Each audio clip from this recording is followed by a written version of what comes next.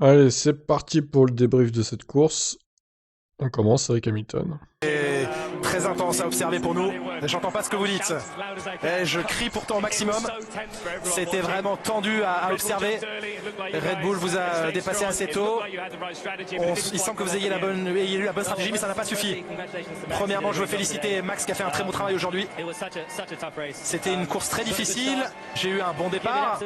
J'ai donné tout ce que je pouvais, mais au final, ils avaient l'avantage sur nous ce week-end et on ne pouvait pas espérer beaucoup plus. Je veux remercier toute mon équipe pour les très bons arrêts au stand, pour la bonne stratégie déroulée ce week-end. Et cette foule ici, performer devant vous ici, c'est un honneur. Je pense bien sûr que vous espériez repartir avec la victoire. Vous prenez le point du meilleur tour également.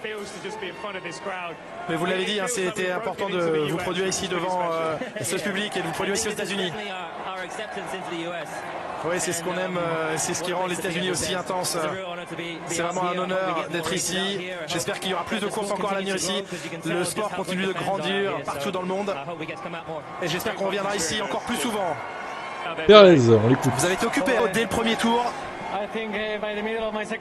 Au milieu de mon deuxième relais, c'est devenu très difficile pour moi. Je perdais un peu de force. Félicitations d'avoir ramené la voiture en troisième position à l'arrivée. Très bonne performance de l'équipe.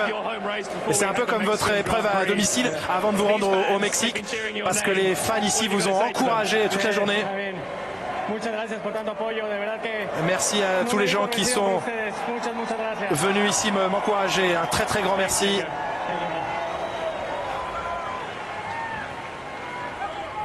Ouais, Perez qui s'est fait un peu lessiver par les deux. C'est pas Super Mario.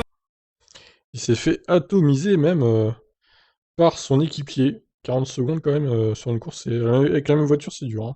Allez, on écoute Max du coup, vainqueur du jour. Se déclencher à l'arrivée de la course. Félicitations Max. C'était une stratégie très très agressive qui a fonctionné pour vous aujourd'hui. Oui, on a perdu au départ, donc il fallait trouver autre chose. Les pneus sont vraiment chauffés fort sur ce circuit. Je ne savais pas si notre stratégie allait fonctionner, mais au final ça a été très fun. Quelques glissades à certains endroits dans les virages rapides. Et je suis heureux d'avoir réussi à aller au bout comme ça. Vous avez certainement appris des erreurs du passé, une grande victoire pour vous. Et Lewis était très proche de vous à la fin, ça devait être beaucoup de pression. On imagine que c'est un événement important pour vous. Est-ce que vous avez un message pour les supporters ici? Ils ont été incroyables ici. C'est génial d'être venu rouler ici, puis d'avoir vu autant de drapeaux néerlandais. Ça fait très plaisir. Les réactions du public à cette victoire de Max Verstappen qui va pouvoir donc... Allez, on écoute Bottas. Aujourd'hui, Valtteri, comment s'est passée votre course? Ça a été sans trop gros événements. C'était difficile de remonter dans le peloton en partant de derrière. Après, j'ai buté sur Gasly et Tsunoda. C'était pas évident d'effectuer ces dépassements, mais on a essayé au moins. La stratégie a été la clé aujourd'hui? La stratégie était vraiment la clé pour... Oui, je pense que oui, clairement. C'était compliqué hein, de pouvoir aider stratégiquement parce que j'avais du mal à remonter dans le peloton. Nul, très bien. Bah, il n'a rien fait hein, du coup Bottas sur cette course. Nul. Et on écoute Ricciardo. Bonsoir. Sur McLaren. Vous terminez 5e aujourd'hui. C'était difficile d'aller chercher la 4e place. Charles trop fort. Bien. Too fast, too strong. Yeah, too strong, trop fort. Trop fort, trop rapide. So yeah, he was too fast. Oui, il était trop rapide aujourd'hui. Je pense que globalement, Ferrari était trop rapide pour nous. On a pu avoir Carlos, on a eu un bon premier tour. Je pense que pour lui les pneus tendres étaient plus difficiles sur le premier relais. J'avais un peu plus de vitesse, mais après quand on a tous les 2000 et durs, eh bien il était plus rapide. J'ai dû défendre une grosse partie de la course, mais je suis heureux de terminer 5e. C'est une limitation des dégâts, dirons-nous. Heureux des points, heureux de la 5e place. On essaiera de trouver un peu plus de rythme pour le Mexique, pour donner de la difficulté à Ferrari. Ça a été une course physique pour vous? Parce que vous avez l'air plus frais que les autres pilotes. Oui, j'ai vu certains transpirer. Oui, non, c'était une course physique parce que la chaleur était importante, donc on se déshydrate plus facilement et il ne restait plus beaucoup de liquide dans ma gourde à la fin. Et on n'en emporte déjà pas beaucoup à cause du poids et de la taille, mais c'est jamais assez. Donc on termine la course un petit peu déhydraté, ça devient très physique, c'était très bosselé, très rapide. Mais je me sens bien. Et je suis prêt pour un bon barbecue ce soir. Thank you. Good night. Merci. Bon appétit alors, besoin de Ricardo. repos parce qu'on a vu Bonne avec ces course de images, sa part, là, grosse bagarre devant quand ses même à Norris. l'avoir écouté. On écoute Leclerc, c'est parti. Charles, une belle 4e place pour vous aujourd'hui. On imagine que vous devez être content de cette course. Oui, très content honnêtement, même si elle a été un petit peu ennuyeuse de mon côté, mais bon, j'ai essayé de donner vraiment le maximum à chaque tour et c'était vraiment une bonne performance parce qu'on était plus ou moins dans le rythme de Perez, mais on s'y attendait pas du tout aujourd'hui. Donc voilà, ça montre que tout le travail que l'équipe fait, ou que l'équipe a fait dans ces derniers mois, ça marche. Et donc voilà, je suis vraiment content. Justement, racontez-nous, parce que c'est vrai que vous n'êtes pas le pilote qui a été le plus en vue, parce que vous étiez un petit peu seul, mais néanmoins la position est là. Comment on vit ce genre de courses qui sont longues à votre niveau? Bon, pour moi c'était clair que je serais un petit peu dans l'ombre parce qu'il n'y avait pas grand chose qui se passait de mon côté. Mais bon, moi j'avais Perez en vue, donc voilà, et j'y ai cru jusqu'à la fin. J'ai essayé, dans le dernier style on était un petit peu plus rapide que lui. Donc on remontait un petit peu et j'y ai cru, mais bon c'était pas assez, mais bon c'est comme ça. Et le rythme est bon de la Ferrari, ça c'est une bonne chose aussi. C'est quelque chose qui. Pardon ? Le rythme de la Ferrari est excellent. Oui, il est très très bon et même si on a fait seulement 2 ou 3 améliorations cette année parce qu'on se concentre principalement sur 2022, les 2 ou 3 améliorations nous ont fait faire des steps en avant conséquents, donc c'est vraiment top de voir ça. Merci beaucoup. Merci. Voilà, Charles Belle Leclerc, course solide un peu, 6 fois Claire. On réécoute Congratulations, Verstappen. Max, for this Félicitations win, because pour it's your cette first win victoire here aujourd'hui, in votre première USA. victoire ici How sur was ce your circuit. race strategy, Comment s'est passé was the key, today? en termes de stratégie? C'était laquelle aujourd'hui? Oui, il nous fallait une stratégie agressive après avoir perdu la tête de la course au premier virage. On a tout donné et au final ça a fonctionné en termes de stratégie, mais ça a été compliqué sur les derniers tours parce qu'il ne me restait plus beaucoup d'adhérence. On a réussi à tenir et je suis plutôt très heureux de gagner ici. Parlez-nous du départ, ça a été un peu difficile. Je pense que j'ai eu un départ correct, mais Lewis a eu un très bon départ. Il est serein, Ok, ça fait combien de temps candidat. Et on réécoute Hamilton. You are second today. How was your Deuxième, race, aujourd'hui, comment s'est strategy, passé tires management, was votre the key course en today? termes de stratégie, de gestion de pneus? Difficile cette course aujourd'hui. J'ai souffert avec la voiture tout le week-end pour réussir à tenir l'arrière. Et ils étaient plus rapides que nous chez Red Bull ce week-end. Vous avez pu le voir. Perez, bien sûr, n'avait pas été aussi bon depuis longtemps, donc ça montre à quel point leur voiture est efficace. J'ai tout donné. Et c'était le meilleur que je peux obtenir aujourd'hui. Quel est votre état d'esprit pour la prochaine course? Je ne sais pas, il faut qu'on trouve la manière d'améliorer notre voiture. Ça fait longtemps qu'on n'a pas apporté d'évolution. Je ne sais pas comment on peut améliorer l'arrière de la voiture, mais il y a du travail à faire. Bon, il n'y a rien, Voilà, on a deux seulement, ambiances hein, un c'est petit peu tout, là. différentes quand même. Par contre, quand on dit que Perez n'avait jamais été aussi performant que maintenant, faut relativiser parce qu'il s'est quand même bouffé plus de 40 secondes par rapport à eux. Sur une course de 56 tours, ça fait 7-8 dixièmes au tour quand même. Donc à relativiser quand même. Hein. Perez. Alonso qui s'est illustré en début de Fernando, course. vous avez demandé à abandonner aujourd'hui. Est-ce que vous pouvez nous expliquer ce qui s'est passé? Ouais, on a un problème sur l'aileron arrière, il s'est cassé. Et j'ai eu un moment un peu chaud là dans l'avant-dernier virage. Et l'entrée des stands était proche, donc si c'était arrivé dans le premier secteur, ça aurait pu être très dangereux. Mais j'ai pu la ramener la voiture sans souci. Néanmoins, la course était plutôt bien. On se battait pour les points, pour aller chercher quelques points. On était proche de cela, particulièrement avec le tête à queue de Raikkonen. On pouvait viser la 9e place. On essaiera la prochaine fois. De l'action avec Antonio Giovinazzi, c'était chaud aussi à ce moment-là de la course. Oui, pour moi, il était clair que Kimi m'avait dépassé par l'extérieur. Rien ne s'est passé. J'ai dépassé Giovinazzi de la même manière. Et là, j'ai dû rendre la place. Donc, 3 situations exactement identiques, 3 manœuvres. 2, il a fallu rendre la position. Et une fois où Raikkonen n'a pas eu à rendre la position. Donc, il faut qu'on apprenne de ça et qu'on s'y adapte. C'est comme ça, mais on Un complot essaiera contre d'être plus Fernando rapide la sûrement. prochaine fois. C'est vrai qu'il y a eu beaucoup de problèmes de fiabilité aujourd'hui chez Alpine. Est-ce que ça vous inquiète pour la suite de la saison? Non, non, la voiture était très solide toute la saison. Je pense que c'était juste un épiphénomène, je suis pas inquiet. Voilà pour... Ah là là, ils vont encore dire que la FIA favorise d'autres pilotes que lui, du coup, Fernando. Bon, en tout cas, le double abandon d'Alpine qui fait très très mal. Voilà pour les interviews audio du jour, et on va passer maintenant aux écrits, comme d'habitude. Sympa les photos en tout cas. Alors, Gasly, le malheureux, le mauvais présage, s'est terminé en problème de suspension. Et oui, parce qu'ils avaient dit qu'il avait un problème sur sa voiture juste avant le départ. On va écouter, on va lire Tsunoda aussi. Donc Gasly a déclaré: on a eu un souci de suspension, ça a été très compliqué. On avait un problème de capteur juste avant le départ, ils ont réussi à régler le souci. Au final, on a eu un problème de suspension, ça a empiré jusqu'au moment de casser. Gasly n'avait pas le rythme pour marquer des points, mais aurait pu terminer facilement dans le top 10 devant Tsunoda. C'est vrai que ça a été compliqué, c'est dommage, on partait dans le top 10, on perd des points qui sont importants, et j'espère qu'Alpine ne va pas marquer trop de points pour le championnat. Bon bah non, du coup ils ont marqué 0 points. Évidemment, à ce moment-là, la course n'était pas terminée. Mais forcément très déçu, il reste peu de courses, et chaque point est très important jusqu'à la fin de la saison. Alors, Tsunoda, du coup, je savais que ça allait être dur avec les pneus tendres. Pour les faire fonctionner, la stratégie a déclaré le japonais. On a voulu maximiser l'opportunité au départ et j'ai réussi à dépasser 2 voitures pour y parvenir, donc je suis heureux d'avoir réussi.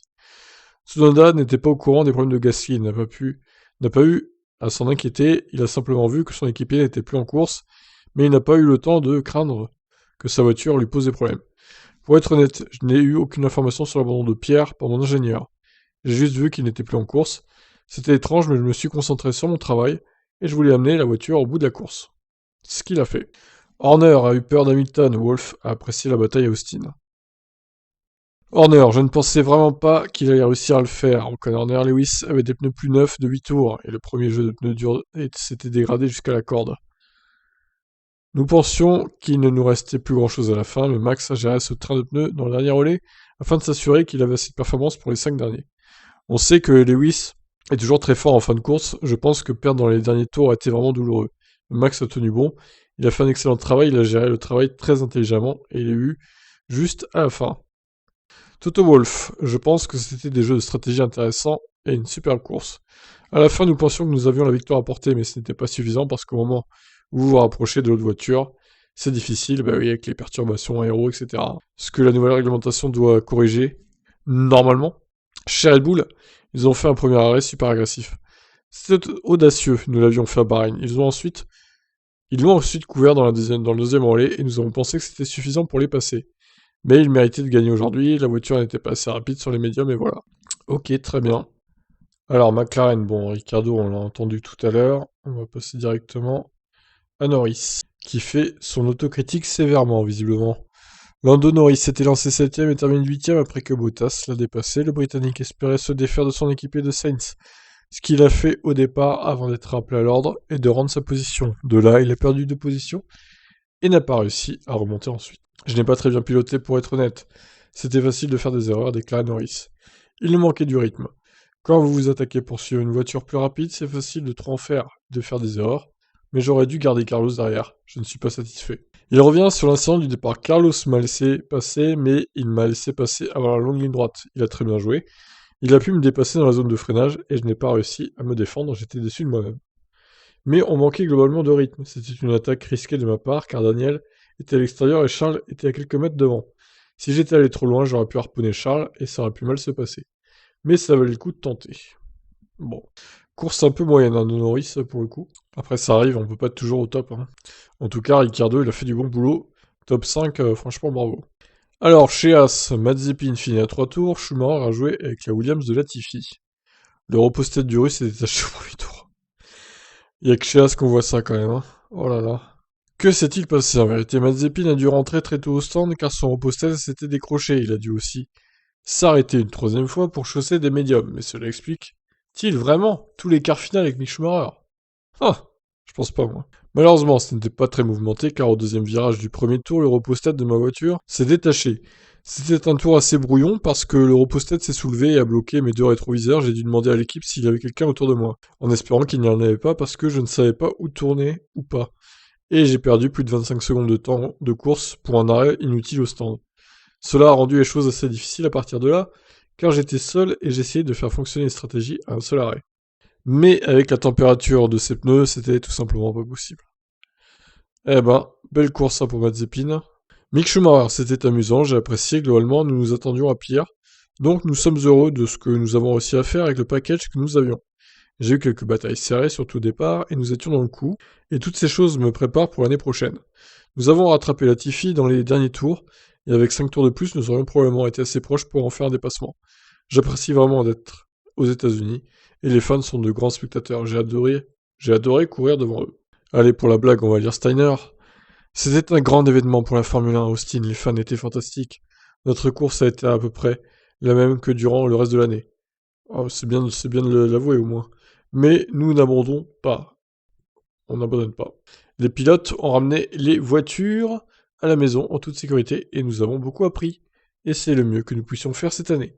Il nous reste 5 courses à faire et nous continuons à travailler pour 2022. Ah, Gunther et sa langue de bois, c'est magnifique. Vettel sauve un point pour Aston Martin en fin de course, la belle stratégie de Sébastien a payé dans les derniers tours.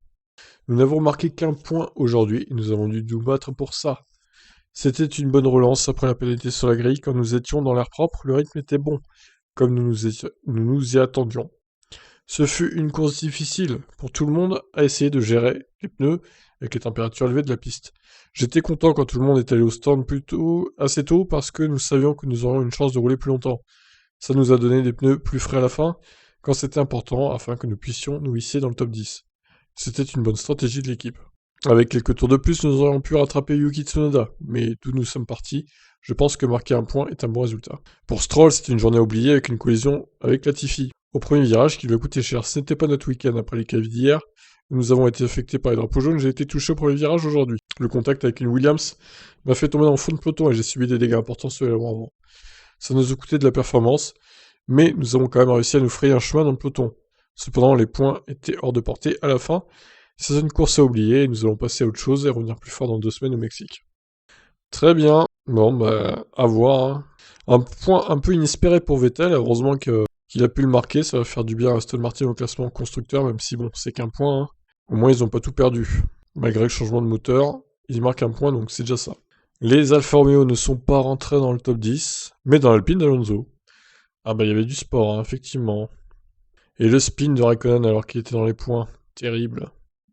Justement, commençons par lui. La voiture se sentait vraiment bien, surtout dans la première partie de la course, et nous avons pu nous battre dans le top 10. Malheureusement, au début du deuxième relais, j'ai eu un contact avec Alonso et j'ai eu quelques dégâts sur le fond plat. Ça n'a pas vraiment affecté l'équipe de la voiture, mais nous avons semblé manquer de capital pneu beaucoup plus rapidement par la suite. À la fin de la course, il ne me restait plus beaucoup de pneus arrière, alors que j'essayais de pousser fort pour rester devant Vettel. C'est dommage de ne pas ramener un point aujourd'hui. Nous semblons être toujours être là ou à peu près, mais ce n'était pas le cas cette fois. Giovinazzi, qui finira donc 11ème à la porte des points. C'était une bonne course avec de belles bagarres, en particulier avec Alonso. J'ai essayé de le retenir autant que je pouvais, mais au final, il était juste plus rapide malgré tout. C'est agréable de se battre avec quelqu'un comme lui, un champion du monde. Nous sommes encore une fois très proches des points, et c'est probablement au deuxième relais que nous avons manqué notre coup, car nous n'avons pas réussi à faire fonctionner ces pneus. Nous avons fait un bon travail en tant qu'équipe, en échangeant de positions quand Kimi pouvait pousser plus dans cette partie de la course. Ça a failli payer. Voilà, encore un 0 pointé pour Alfa Romeo. On passe à Williams, qui a groupé en fond de classement pour Williams à Austin, une course amusante pour Russell, ruinée au départ pour Latifi. J'ai pris du plaisir aujourd'hui, mais nous n'avions pas vraiment le rythme nécessaire ce week-end pour nous battre pour les positions payantes. Notre sol, j'ai pris un bon départ et suis passé de la 20e à la 14e place, mais j'ai eu du mal à garder Alonso et Vettel derrière moi.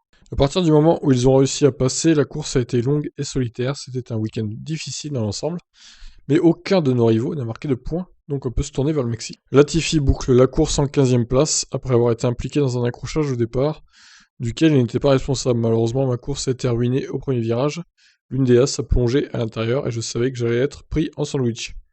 J'étais au milieu d'un peloton de voitures et je ne pouvais pas faire grand-chose, car il était trop tard pour freiner.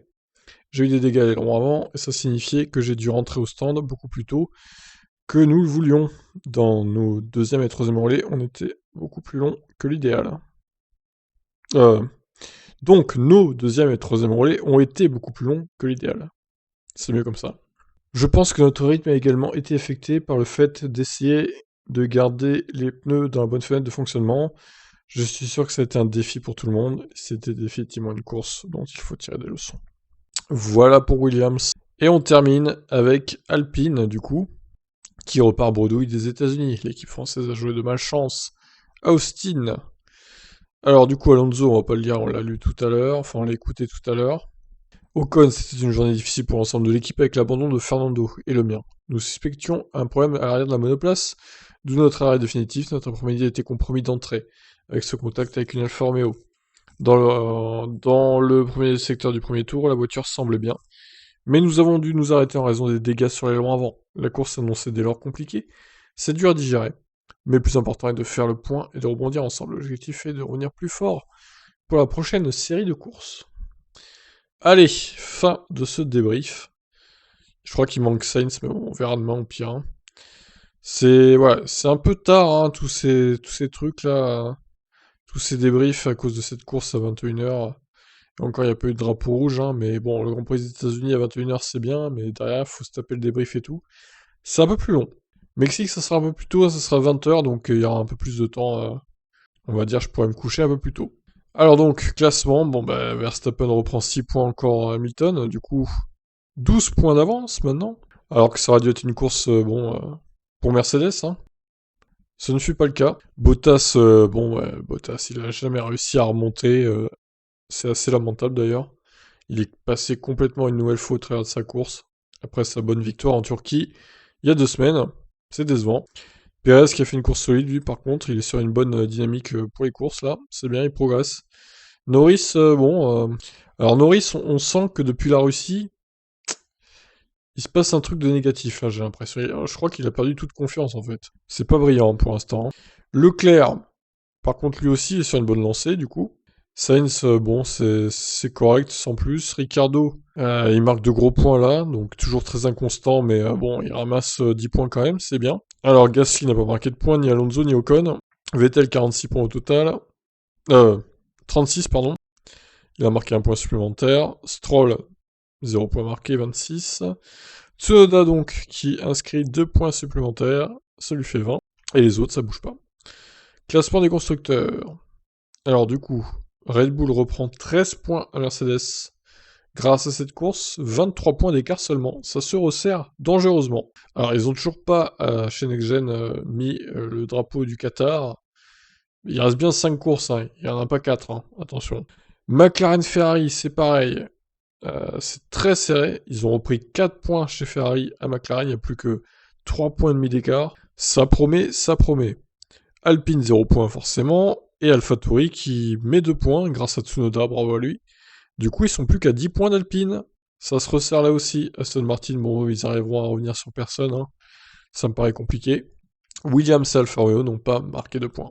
Donc voilà, bon, la course, je lui mettrais, il y a un petit 12, je dirais, 12-13. Ouais, 13 quand même, il y avait une bonne bataille au midfield. Il y a eu le suspense pour la victoire un peu jusqu'au bout. Mais encore une fois, le problème de ces voitures, c'est que dans les secteurs sinueux, ça dépasse pas parce que les voitures sont déventées, quoi. Et donc les pneus surchauffent, etc., etc. Toujours le même problème. J'espère qu'en 2022, la nouvelle réglementation va changer la donne, qu'on ait plus de spectacles quand même, que les pilotes arrivent plus à se suivre avec l'effet de sol. Voilà, pas le meilleur Grand Prix de la saison, mais pas le pire. Je dirais que c'était correct, c'était plutôt correct. 13, c'est ma note. Voilà, bon on se retrouve dans 2 semaines hein, pour le Grand Prix du Mexique. Ça sera aussi diffusé en clair sur C8 d'ailleurs. Ils l'ont bien annoncé à la fin des États-Unis, donc voilà pour ça. Je vous laisse réagir. Ciao ciao.